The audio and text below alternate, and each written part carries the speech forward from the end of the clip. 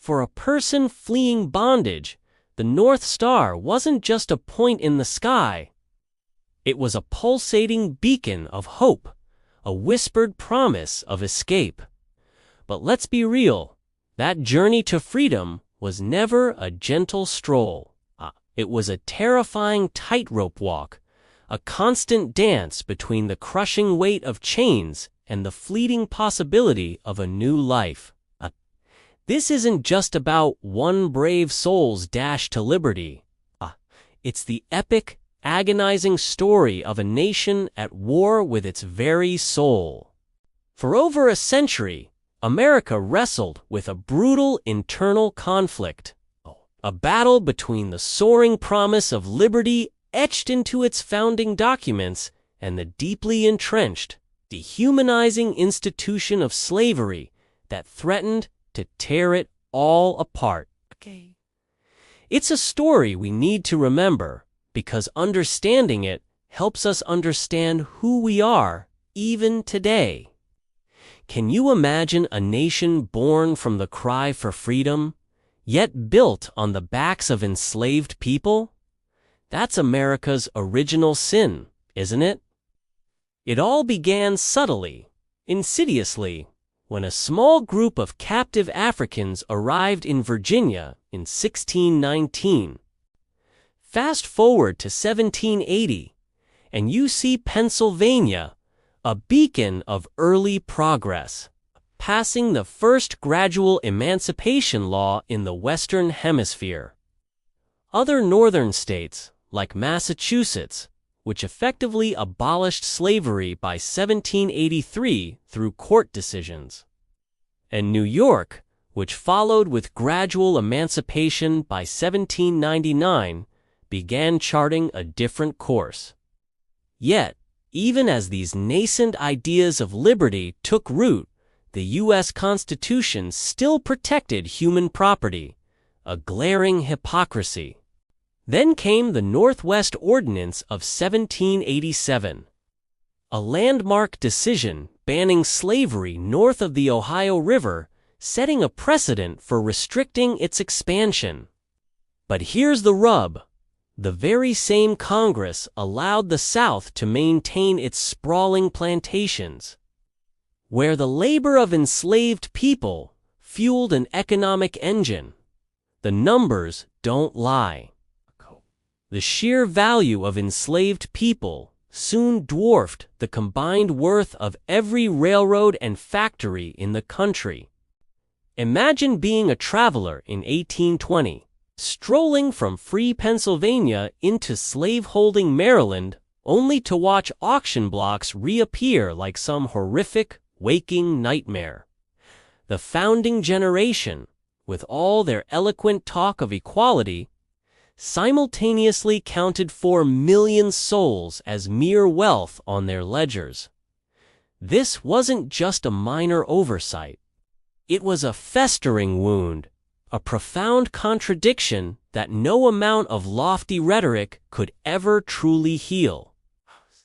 It was a ticking time bomb, and it was going to take more than sermons to diffuse it.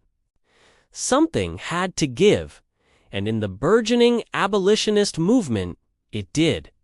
In 1831, a fiery journalist named William Lloyd Garrison decided he'd had enough of polite requests and gradualism. He rolled out the first issue of his newspaper, The Liberator, with a declaration that shook the nation. "I will be as harsh as truth," he wrote, "and as uncompromising as justice." The paper never turned a profit, but profit wasn't the point. It lit bonfires in northern minds, galvanizing a generation of activists who demanded immediate emancipation. Around the same time, a young, formerly enslaved dock worker named Frederick Douglass found his voice. He stood up in an anti-slavery meeting, and though his first words were shaky, the ones that followed were thunder.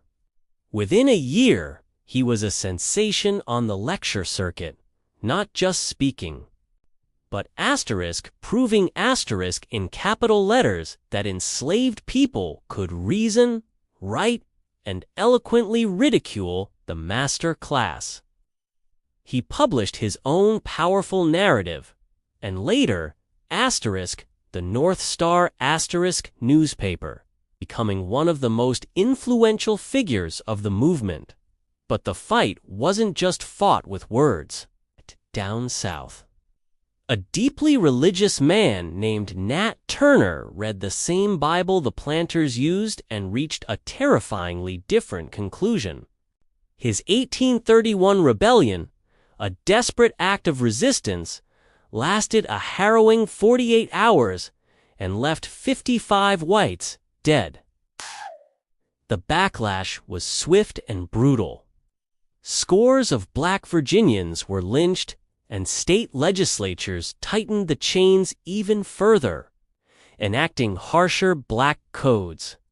This period pushed abolitionists to confront a stark choice: continue with moral suasion, appealing to conscience, or embrace direct action, even if it meant violence.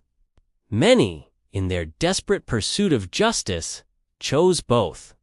Figures like the Grimke sisters, Southern-born women who became ardent abolitionists and women's rights advocates, and Lucretia Mott, a Quaker who linked abolition with broader social reforms, showed the diverse and interconnected nature of this passionate crusade.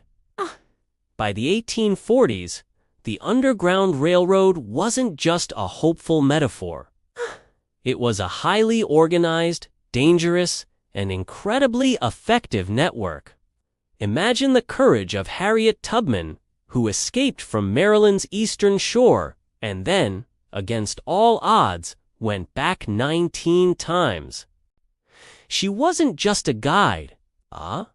She was a general, carrying a pistol for protection, and yes, a pocketful of opium to quiet crying babies whose sounds could betray their desperate flight north.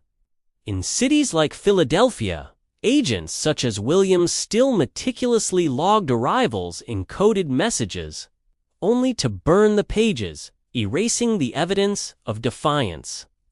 Then came the Fugitive Slave Act of 1850, a truly heinous piece of legislation that turned every northern town into a hunting ground. Federal commissioners, those supposed arbiters of justice, earned $10 for returning a refugee to bondage, but only $5 for setting them free. Talk about incentivizing injustice, right? This law ignited outrage. Boston mobs bravely rescued runaways from courthouse cells. Wisconsin editors staged shootouts on river bridges to protect those seeking freedom. Each rescue trial transformed sleepy courtrooms into dramatic theaters where the real drama wasn't just legal precedent, but the horrifying price placed on a human being. Meanwhile, far from the chaos, a quiet woman named Harriet Beecher Stowe sat at her kitchen table, her heart aching, writing Uncle Tom's Cabin *. When the novel appeared in 1852, it wasn't just a book. It was a phenomenon. It sold more copies in Britain than the Bible, exposing the brutal realities of slavery to a global audience. Down south, mailboxes were stuffed with threatening letters for those who dared to read it. Up north, parlors were filled with tears and fervent pledges to act. The war in the shadows was intensifying, pushing the nation closer to a breaking point. Congress, ever trying to avoid a direct confrontation, tried to sidestep the growing crisis with the Kansas-Nebraska Act of 1854. This act, championed by Senator Stephen A. Douglas, proposed popular sovereignty, letting settlers in these new territories vote slavery up or down. Sounds democratic, right? But in practice, it repealed the Missouri Compromise, which had kept slavery out of these regions and opened a Pandora's box of violence. The result was nothing short of a mini-civil war. Rifles, tellingly labeled Bibles on their crates, were shipped from New England to anti-slavery settlers, while pro-slavery Missouri border riders stormed in, stuffing ballot boxes and terrorizing their opponents. Into this chaos strode John Brown, a man with a beard like Moses and an unshakable belief that bullets carried more weight than petitions. After pro-slavery raiders sacked the anti-slavery town of Lawrence, Brown exacted a brutal revenge. He dragged 5 pro-slavery neighbors from their cabins and hacked them to death with broadswords in what became known as the Pottawatomie Massacre. The North gasped in horror, and some cheered in secret. South, meanwhile, was utterly convinced of Northern aggression and celebrated Brown's targets. America, teetering on the edge, stepped ever closer to the abyss. 3 years later, the Supreme Court delivered another devastating blow with the Dred Scott decision. This ruling declared that black people, whether enslaved or free, had no rights which the white man was bound to respect.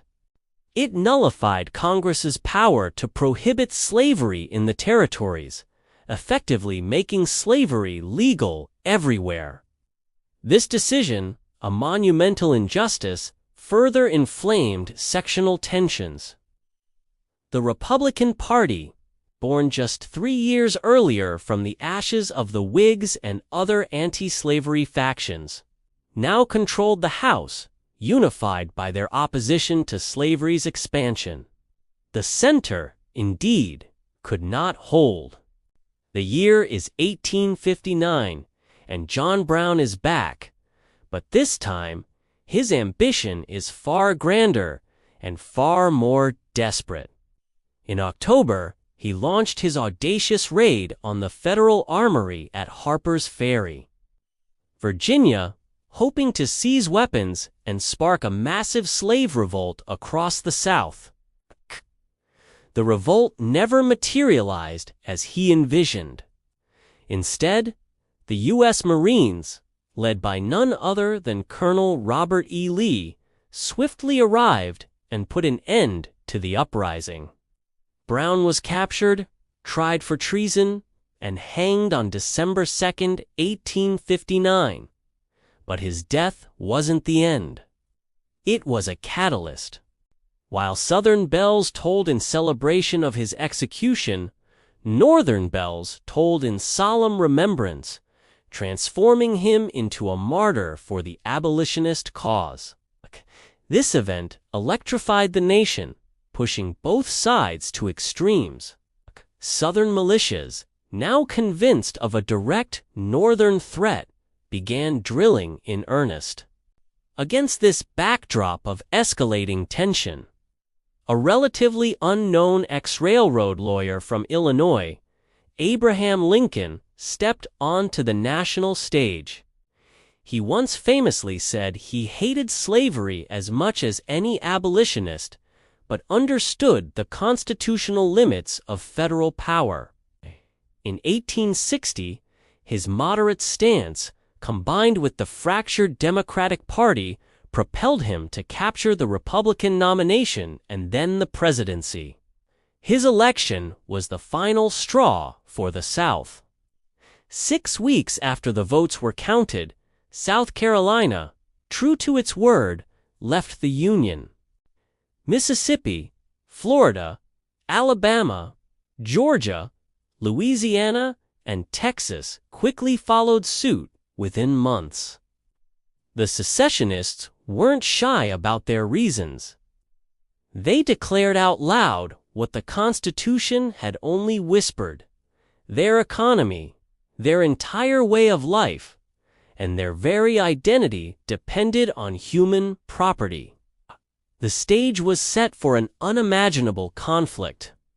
The inevitable arrived with a roar.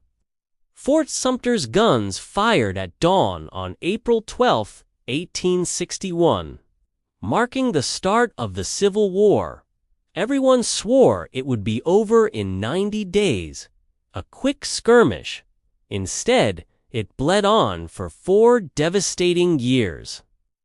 Initially, Northern generals, trying to maintain a semblance of order and not alienate border states, often returned fugitive enslaved people to their owners. But as the war dragged on, the moral landscape began to shift. By 1862, Union forces were calling these individuals contraband of war and putting them to work for the Union cause, a practical step with profound implications. Congress, reflecting this changing tide, abolished slavery in the District of Columbia, then in the territories. Then came the monumental Declaration. On January 1, 1863, President Lincoln issued the Emancipation Proclamation, declaring freedom for all enslaved people in the Confederate States still in rebellion. It didn't free everyone overnight, especially not those in Union border states or Confederate areas already under Union control.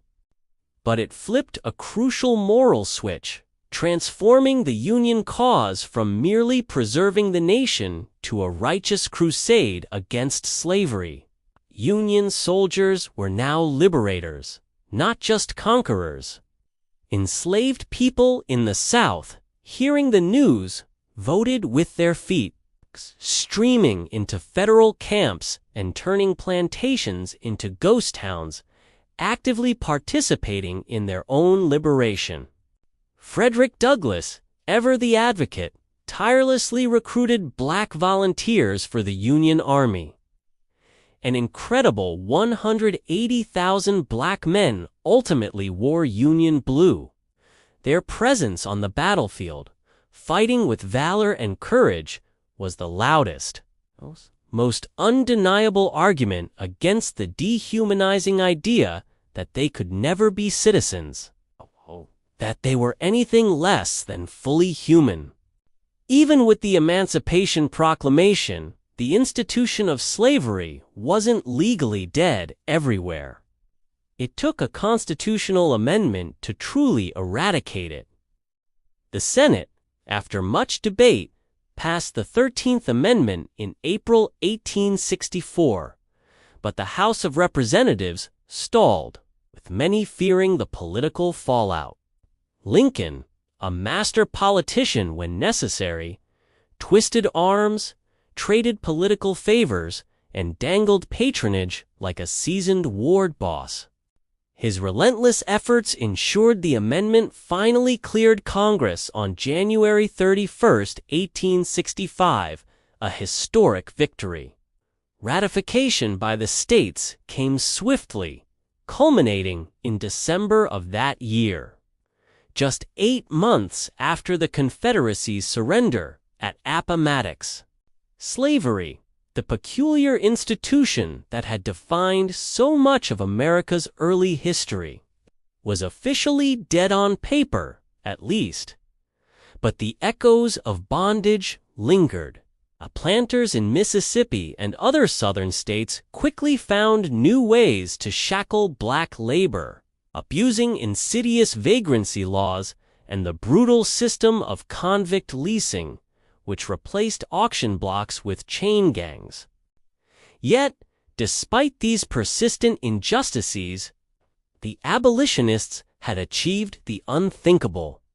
They had transformed a moral crusade, once dismissed as radical, into the supreme law of the land. The war had cost 600,000 American lives, a staggering price. But it had bought the nation a second founding, a chance to truly live up to its ideals. The fight for freedom, however, didn't miraculously end at Appomattox.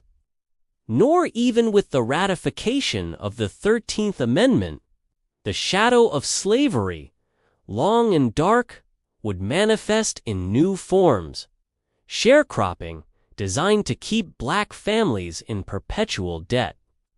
Jim Crow laws, enforcing brutal segregation and systemic oppression. And later, mass incarceration, disproportionately affecting black communities.